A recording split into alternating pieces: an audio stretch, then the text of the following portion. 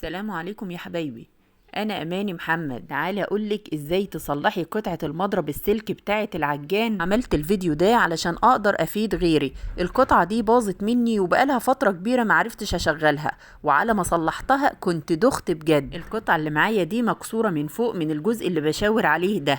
كمان لو عندك سلك من الاسلاك مكسور او مخلوع هقولك ازاي تصلحيه. طبعا قطعة المضرب السلك دي انا بعتبرها مهمة جدا بالنسبة للعجان، علشان كده لما اتكسرت مني حاولت كتير ان الاقي قطعة غيار للقطعة دي، ما لقيتش خالص. حتى كمان رحت المحل اللي اشتريت منه العجان وطلبت منه ان هو يجيب لي قطعة غيار زي دي وادفع ثمنها، وطبعا هو معرفش يجيب لي القطعة دي خالص، ودلني على محلات بتبيع قطع غيار للاجهزة الكهربائية. وصراحة انا لفيت كتير وسألت كتير على القطعة دي، وكل المحلات أكدت إن القطعة دي ملهاش قطع غيار. بعد كده بحثت على النت على أماكن بتبيع قطع الغيار للأجهزة، ولقيت كذا صفحة ودخلت عليهم وصورت لهم القطعة بتاعتي وشكل الجهاز كمان وبعتها لهم، لكن الكل كان بيقول لي إن القطعة خلصت ولما تيجي هنبعت لك رسالة. فكرت بعد كده إني أوديه المخرطة اللي هي بتصلح الآلات والماكينات. رحت ووديت القطعة دي هناك وطلبت منهم إنهم يعملوا لي قطعة زي القطعة السوداء اللي فوق دي مكانها، بحيث ان اقدر اركبها في العجان واشتغل بيه واستعمله. وفعلا عملوا لي القطعه دي وتقريبا كان حسابها 80 جنيه. وتعالوا نشوف كده ونركبها في العجان ونشوف ايه النتيجه. نقول بسم الله ونحاول نركب القطعه دي.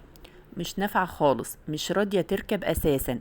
ضغطت عليها جامد علشان احاول ادخلها في العمود الموجود من فوق ده اللي هي بتتعشق فيه. ضغطت عليها جامد ودخلتها، ولما حاولت ان انا اشغل العجان فكت من نفسها ووقعت. يبقى فكرة المخرطة دي كانت فكرة فاشلة، لانهم طبعا مش فاهمين في تصليح الحاجات دي وعملوها كده بالشبه، فما نفعتش خالص.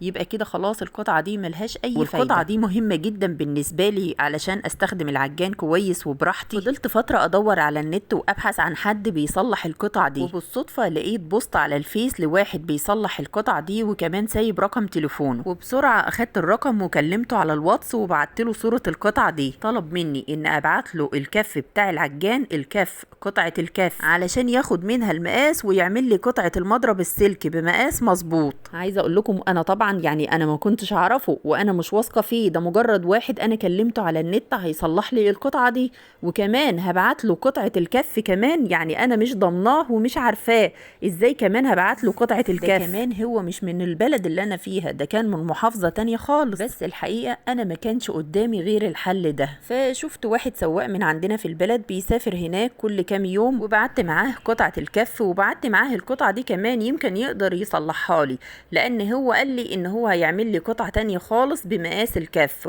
وبعت دي على اساس ان هو لو يقدر يصلحها يبقى انا كده عندي قطعتين موجودين، قطعة استعملها وقطعة تانية موجودة احتياطي. وزي ما بقول لكم الموضوع كان كله مجازفة، انا هبعت الكف ومش ضامنة ان انا هيجيلي قطعة تانية ولا لا وبظروفها. وفعلا كانت المفاجأة، عمل لي قطعة تانية خالص. عايزة اقول لكم بجد ممتازة، تحفة بجد. القطعة خامتها نظيفة جدا وكمان متينة جدا، وافضل من اللي جاية مع العجان من المصنع بتاعه كمان. وطبعا القطعة التانية دي قال لي انها ما ينفعش تتصلح، بس ما فيش مشكلة، اصلا القطعة الجديدة بسم الله ما شاء الله ربنا يبارك لنا فيها. عايزة اقول لكم تحفة والله ما شاء الله، بتتركب بمنتهى السهولة زي ما انت شايفة كده اهو، ما شاء الله ركبت خلاص.